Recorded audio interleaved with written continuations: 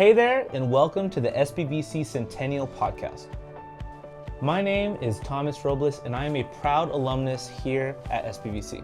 This podcast is part of SBVC's Centennial Celebration. Each episode, we will highlight the people that make SBVC way more than just a college.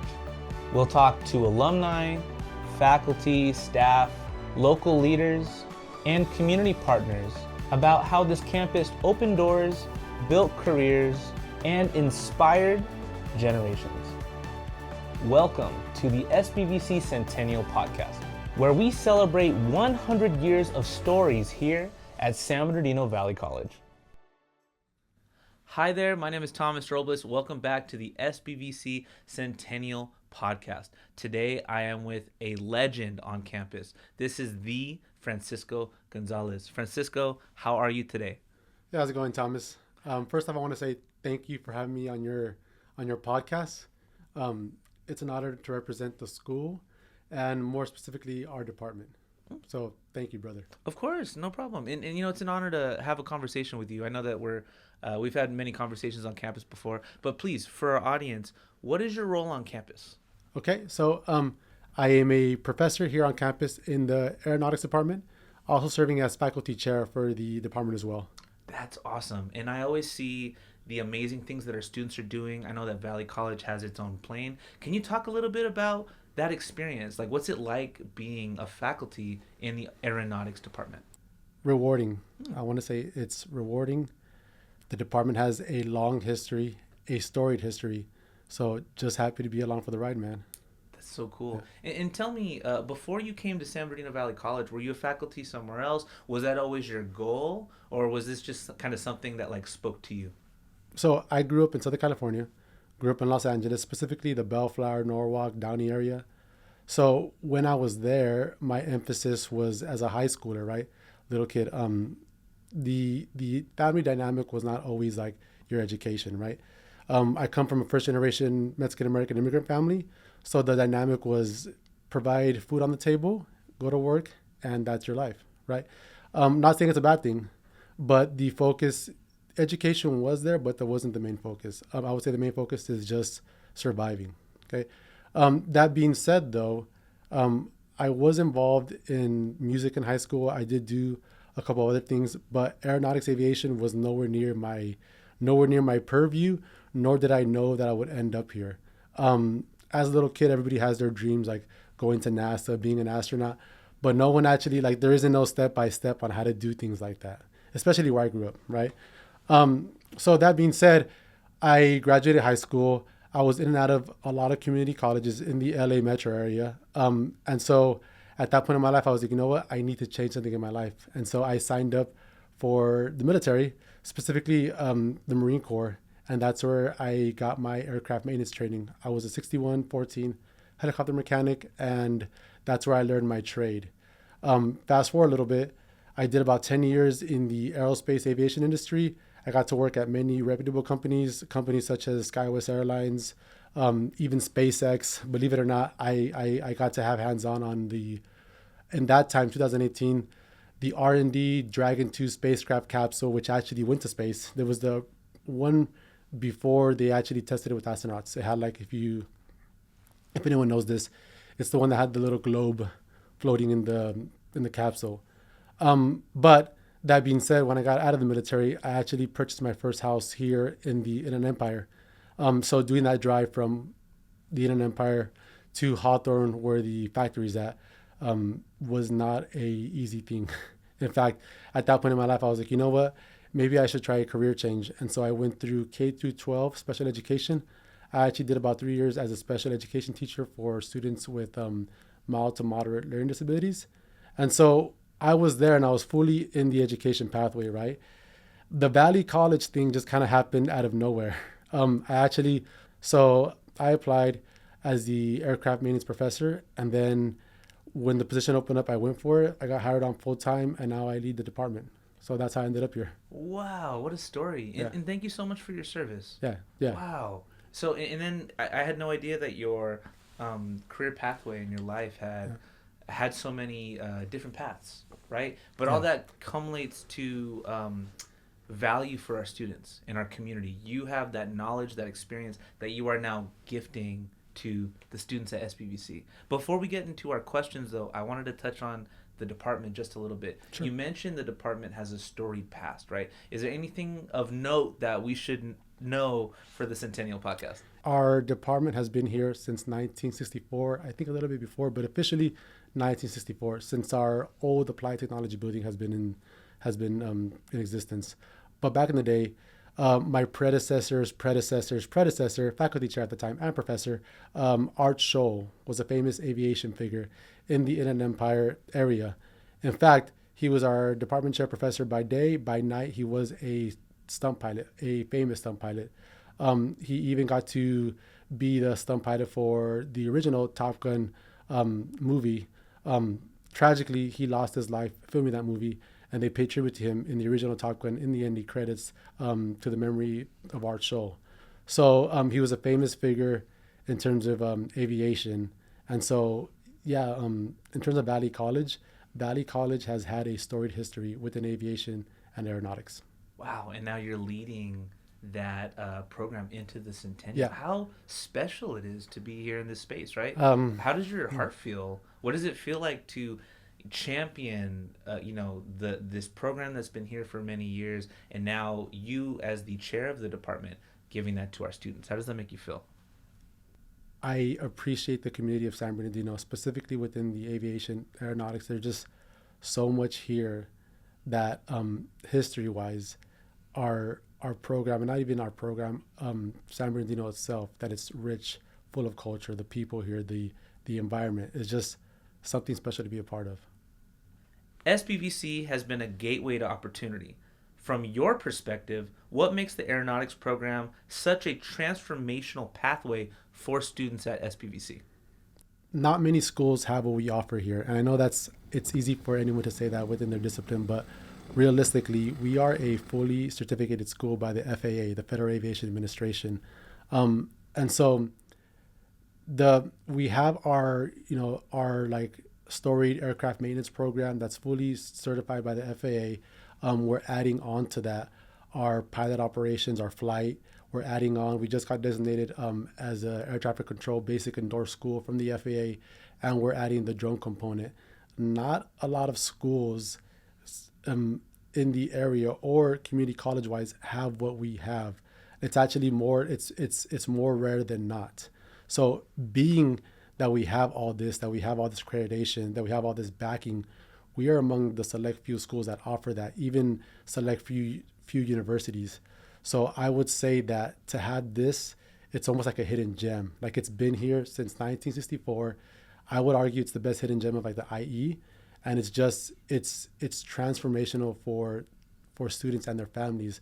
I see families come through our program. I see like different generations. I see brothers and sisters. So to say that it's not transformational, it is absolutely transformational. Like there's a bigger story to this, but we pump out the workforce not only for our region but for the Southern California region, and I would argue the nation. That is amazing, Francisco. I had no idea. Imagine, just a kid from San Bernardino. I don't know what I'm going to do. I guess I'll go to college. And then they learn that there are so many careers in aviation they didn't even know was possible. And you're telling me that we are an industry leader in aviation. And it's right here in San Bernardino, right here in the IE. How cool is that? Yeah. Wow. So, just that. I feel so passionate about it because, growing up in my demographic and my economic, I would argue like, in the way that I grew up, right, this kind of stuff wasn't always easily available to me. So to have it here, where I see myself in the students, it truly resonates with me. So I'm just all about it, man. I'm just all about spreading what we offer here and how it could benefit the students. It definitely sounds like you're now the leader that you needed right back in the day. I often feel that way, and I know that we have a lot of peers here at Valley College that have shared that experience. I don't know. I just feel like being here really kind of affirms that. Yeah. It's just. I mean, I don't want to. No, go ahead.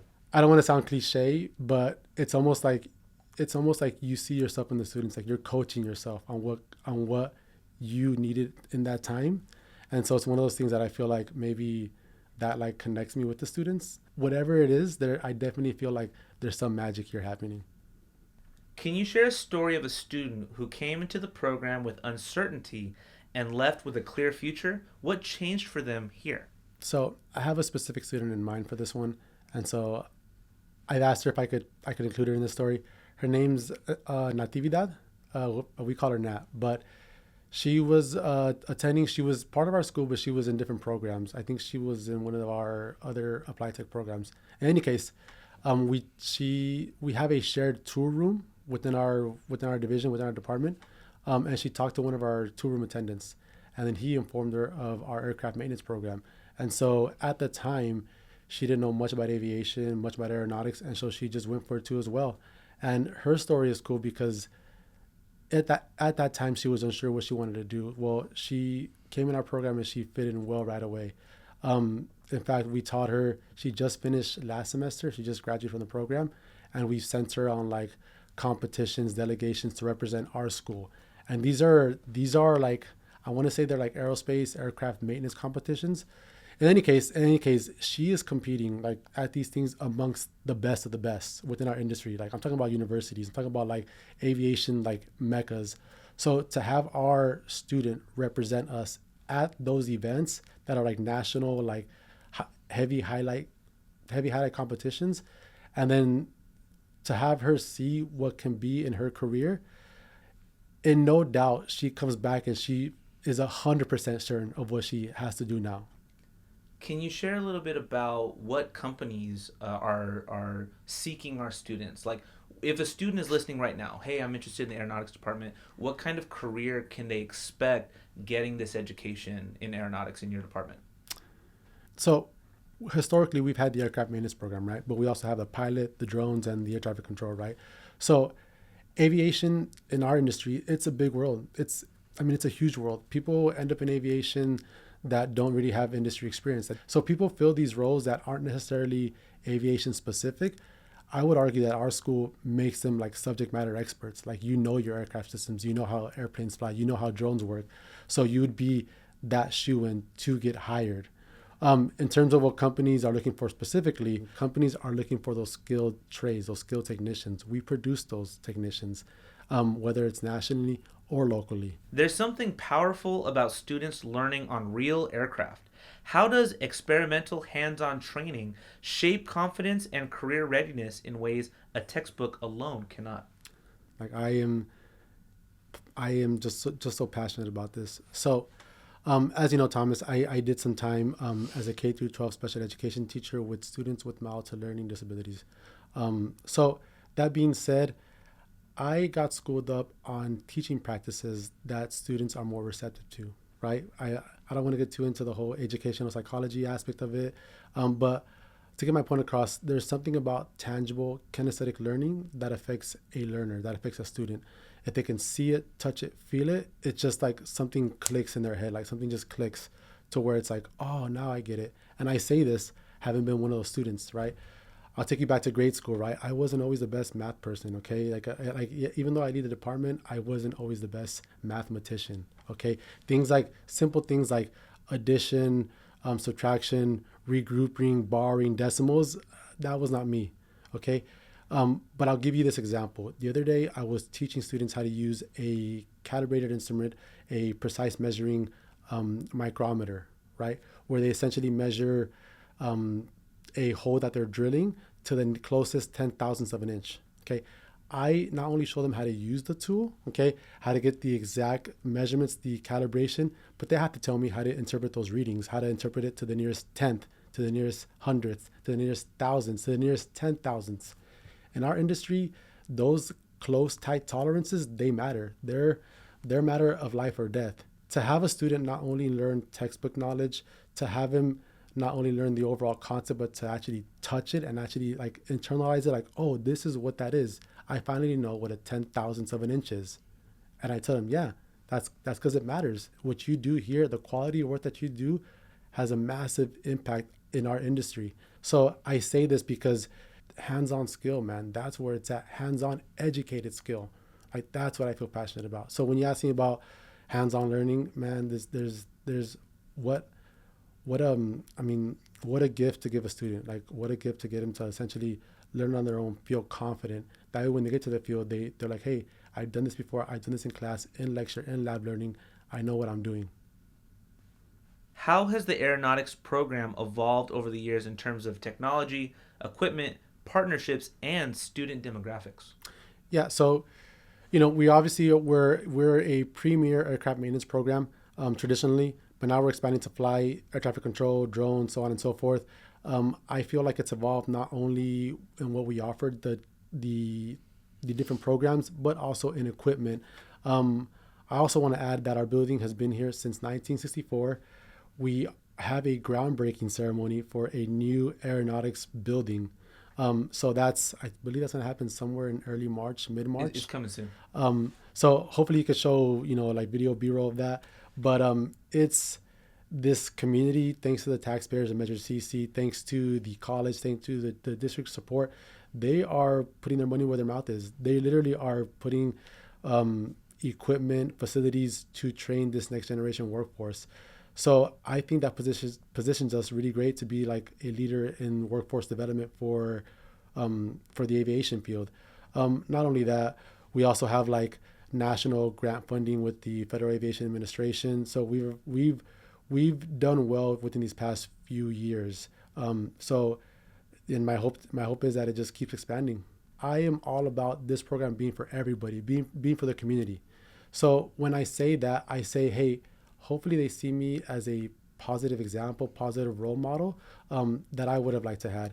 So it's those things where you don't always know you have an effect until you distance yourself, until you see the whole 3,000 feet view, and it's the way students like see you, like they believe in you and they see the mission, they see that they're part of something.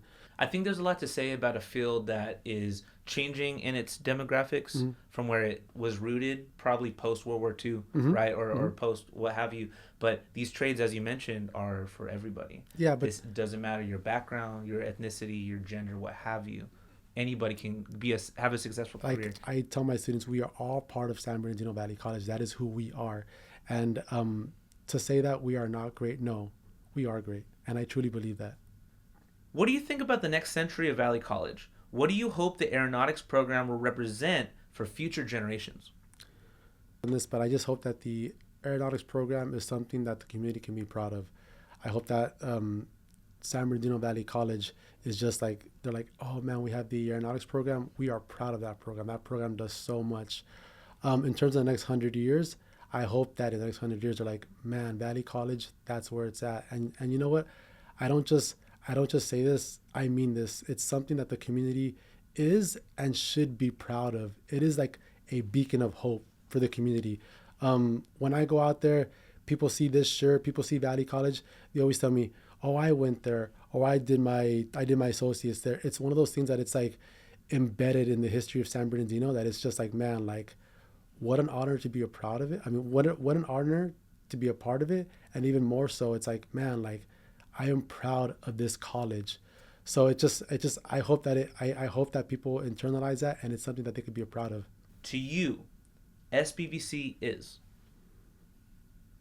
This college feels like a big, small college.